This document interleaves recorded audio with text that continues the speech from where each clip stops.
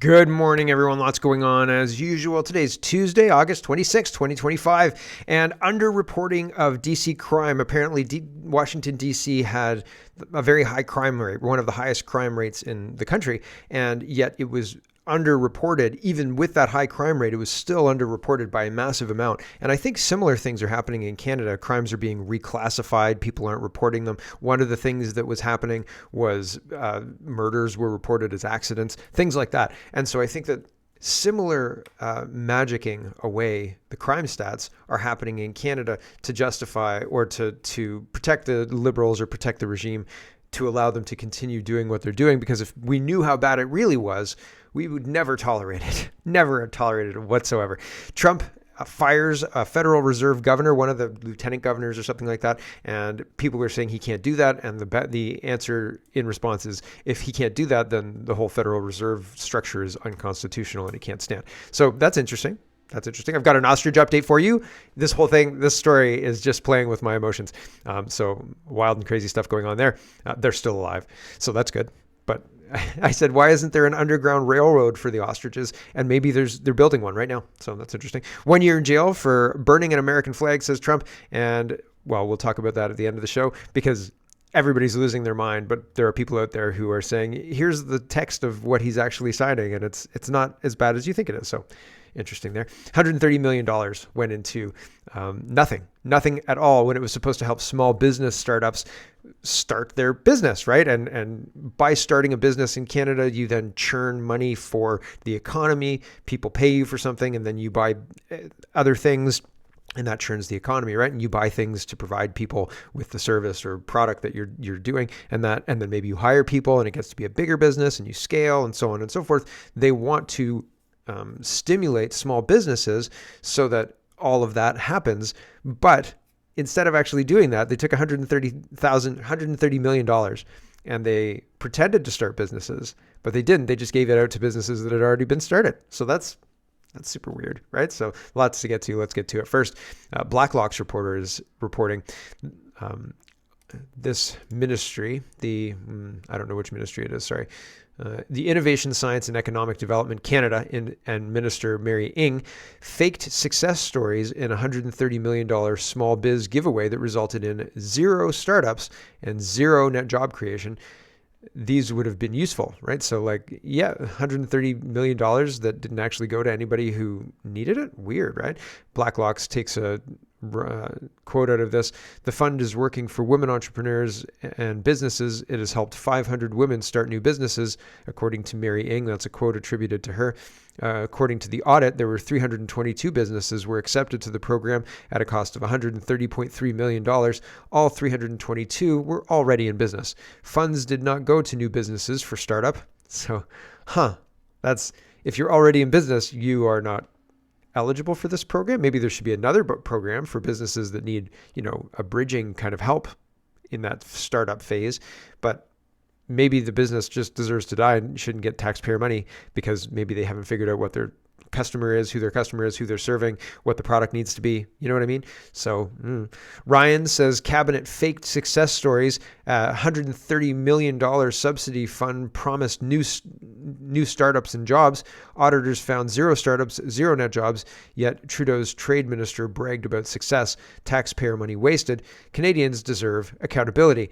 Yeah, but we're not going to get any kind of accountability, unfortunately. That's not great. And he continues, he says, the report found not a single verified startup, no net job creation, $130 million gone with nothing to show for it. Even auditors admitted the success stories cabinet bragged about didn't exist. Canadians are paying for Liberal photo ops, not results. Somebody sent me, and I don't know if I have it actually, I don't remember putting it up, but the fentanyl czar doesn't have any authority. And he's quoted as saying, I don't have any authority. Sometimes the links don't work, so it's not anybody's fault. I'm just remembering that this happened. So pretty wild stuff, right? They put up fake things. They tell us that these success stories, they hold up success stories that are just made up, photo ops and things like that. And that's all the fentanyls is as well. And they're admitting it. And we're paying for it. That's our tax dollars. We're supposed to be using those tax dollars to solve real problems, and we don't. Why not? Why not? Stacy says $323 million to a vaccine factory that never produced a single vaccine and is now closed down. $400 million green slush fund with 186 conflict of interest found by the Auditor General. $19 million to two guys for building a Arrive scam middleman. Now another $130 million pissed away when do struggling Canadians say enough is enough. How much did, who was it, Frank Bayless? Was it Frank Bayless who got the money for the ventilators, right? And then they were sold for scrap. How much money was that? That was like $200 million, wasn't it? During the COVID times, right? That's not even that long ago. I can't even believe we're barreling into 2026, right? Like I feel like 2025 is kind of analogous of 1995, right? And 1995 was like a middling year. I don't know. There's personalities to years, and there's similarities in my head. Anyway, it's pretty wild what's going on, and we are wasting all sorts of money, and nobody's ever held accountable. Not from 5 years ago for useless ventilators, not for $130 million waste now. Nobody ever held accountable. Nobody. It's so crazy. Here is more monetary news and Canada's missteps. We sell LNG to the United States that they then sell on to Poland at a much higher price. And this guy's saying, yeah, well, we'd really like to make a deal and pay less for that natural gas.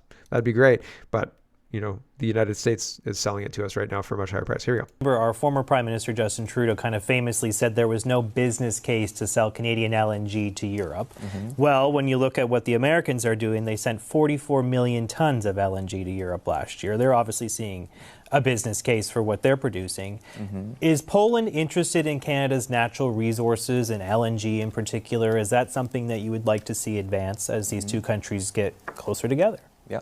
Well, remember, some of that LNG that is coming from United States to Europe, to Poland, is also Canadian LNG.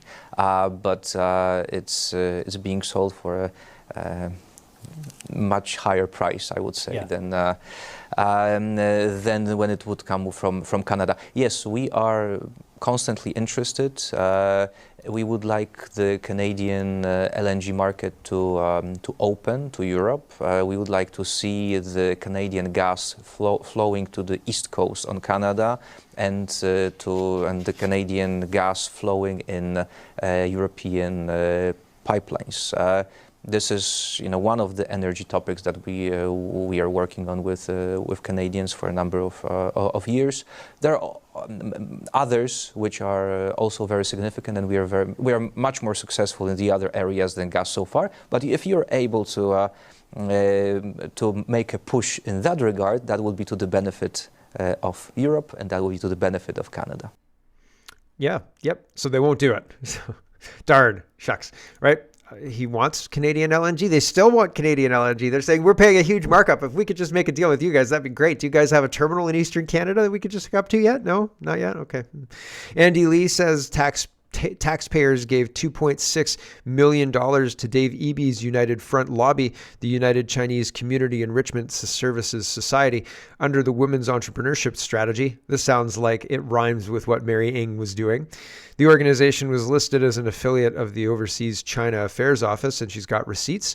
And she's responding to Blacklock's talking about the 500 women businesses, new startups, blah, blah, blah, blah, blah. It's interesting because it could be all part of the same song, right? This could be all part of the same strategy, taking money and wasting it across different levels of government, because there's one taxpayer, you and me, right? And we get to carry all that debt. Brian Lilly is reporting Christian is savage in his comments here, but absolutely correct. Not much meat on the bone for Carney's trip. This is our grab bag of governance. And he says, not much meat on the bones for Carney's trip. What did he get? And the first minute's pretty savage. So we'll listen to it. Here we go. Context. Christian Leuprecht is standing by. He's a military analyst, senior fellow at the Macdonald-Laurier Institute and the Center for North American Prosperity and Security. Good to see you, Christian, on this Monday. Your take on this visit by Mark Carney to Ukraine, Poland, and eventually to Germany. Well, look, our big announceable on this visit was that we signed a customs agreement with Ukraine. And we re-announced drones that we had already announced on the occasion of the G7 This is why Canada is not being taken seriously. We may make these types of commitments. These are places that, spending commitments that we might get to. We might grow the Canadian Armed Forces. I do think the Prime Minister has a serious commitment, but it's telling that the Prime Minister, of course, is traveling alone. There's no other European leaders there with him in Ukraine.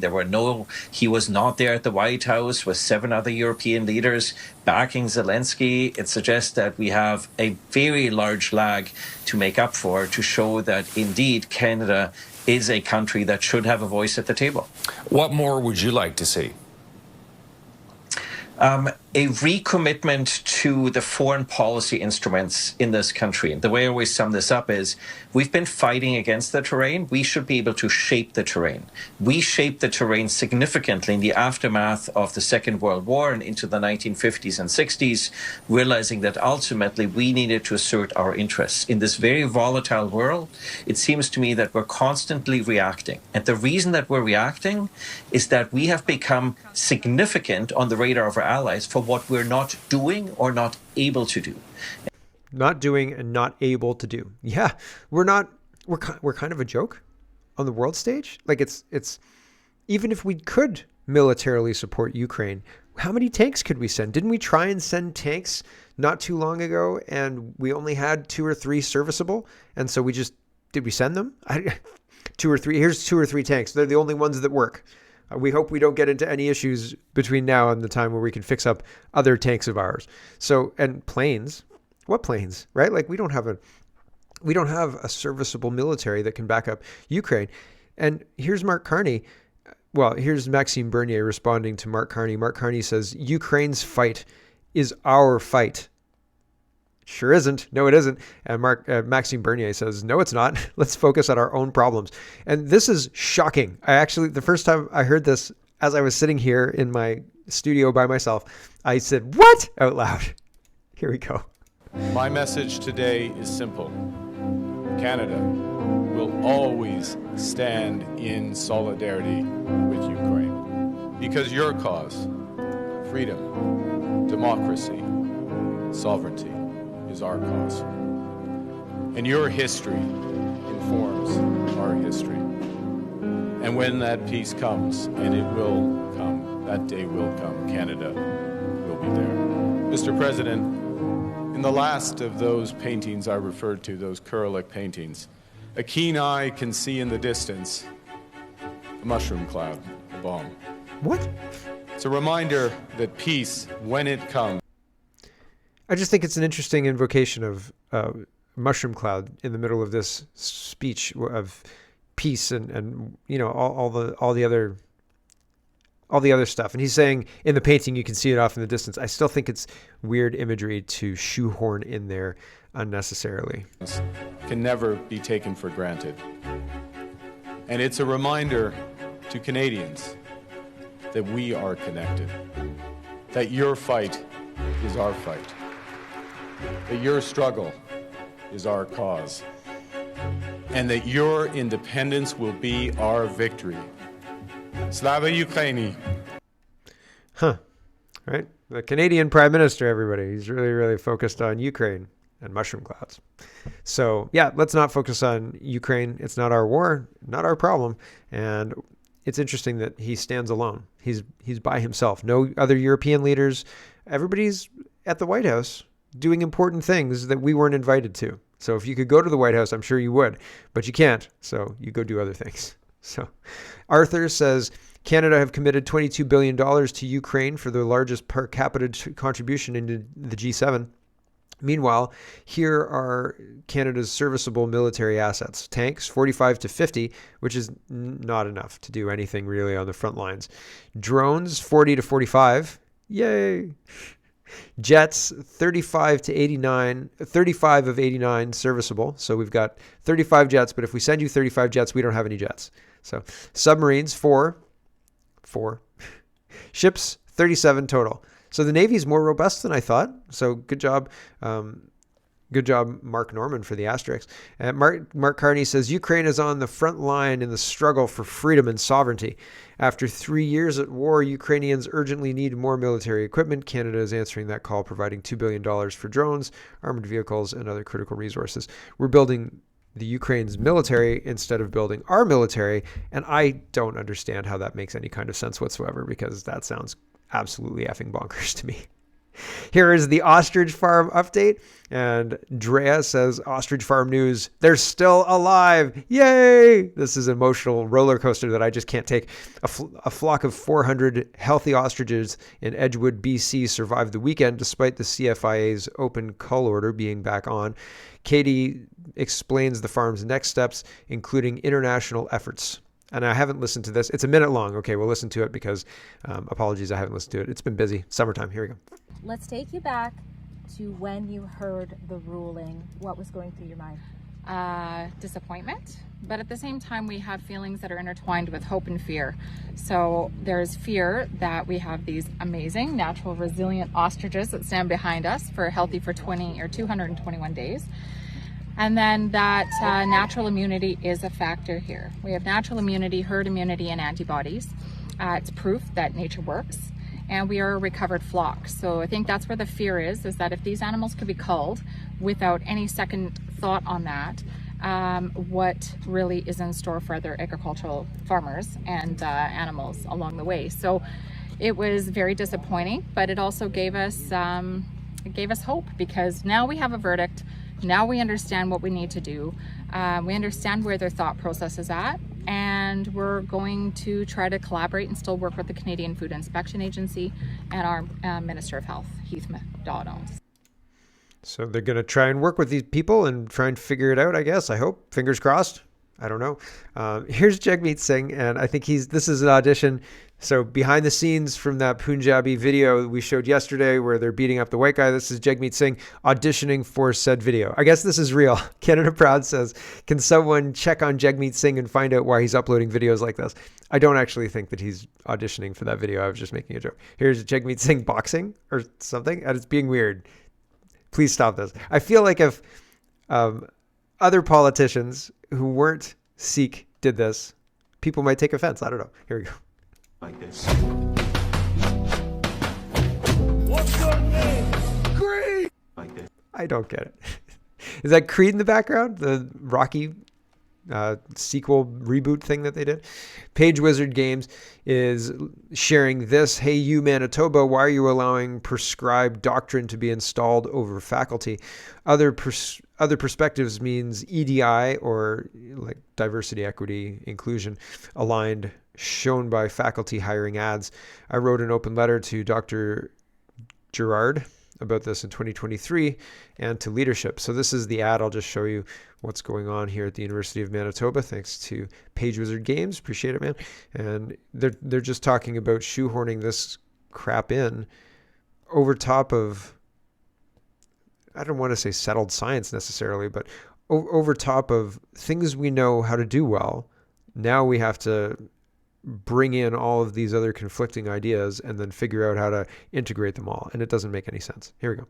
Within our department, we are strongly committed to equity, diversity, and inclusion. We make sure that all of our faculty and all of our students are supported in every way that we can, and ways in which we can recognize and address these inherent biases in the systems that we create and employ. Because a lot of groups like this has this historical bias that sort of has brought us to where we are. An awful lot of old cis straight white men like myself are fundamental to the creation of this discipline. And it is critically important to make sure that more perspectives are brought to bear to solve the important problems of the world. Why are more perspectives needed to be brought to bear to solve the important problems of the world?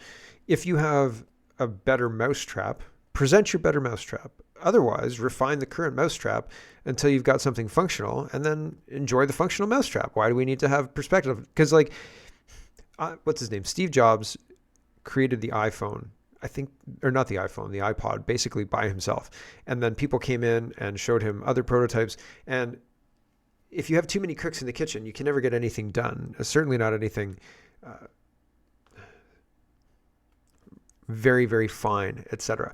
And so it's one of those things where just bringing people in with no reason to bring them in. Like this person created X, Y, Z. We need to figure out how they did that so well so we can better refine our process, right? Sure, do that. But bringing people in with no real idea for why, and then throwing a whole bunch of money at them, they're going to try and justify them being there. That's why also DEI hires people who are looking for diversity, equity, and inclusion. They look for problems that justify them being paid their salary. And so all of this is just nonsense. All of this is to destabilize whatever job that it's being shoehorned into, whatever discipline, whatever people are learning here. And apologies, I don't know exactly which thing which specific program this is, but my gosh, like everybody's being put under this spell, and it doesn't help. It doesn't make the program better. It really doesn't. Here's the last one for the stream today. This is an NDP hopeful, and this is akin to arson is peaceful speech, right? This is burning buildings down is sometimes necessary in a peaceful society to protest the tyranny that, Donald Trump represents type deal. This is kind of akin to that. So this is talking about death to the IDF, which is something that this guy posted online, and he's being called out by Alexa Lavoie. And it's just interesting because I think you can justify anything. Like this guy believes, I think, that what he's saying is a peaceful thing, and I don't think that it is a peaceful thing. And I just think the juxtaposition is really interesting to pay attention to because these people want to lead us. Here we go. I believe that death to the IDF is a hate speech. Death to the IDF is a non-violent speech. That's what death to the IDF is signifying. It's a call of peace-loving people. Right, so it's not a peaceful statement, and again, I'm not wading into the foreign Israel, Gaza, Palestine, Ukraine, Russia, all of those things aside. It's just another example of people saying, "Oh, when I say this is peaceful speech. When I burn down this post office, it's peaceful protest," right? But if the right wing do it, that's terrorism. Right. And I just think that it's interesting, right? If a right wing person was saying death to something that the left likes or whatever, they would say, you can't say that. That's wrong. Right. And so when they say things that are terrible or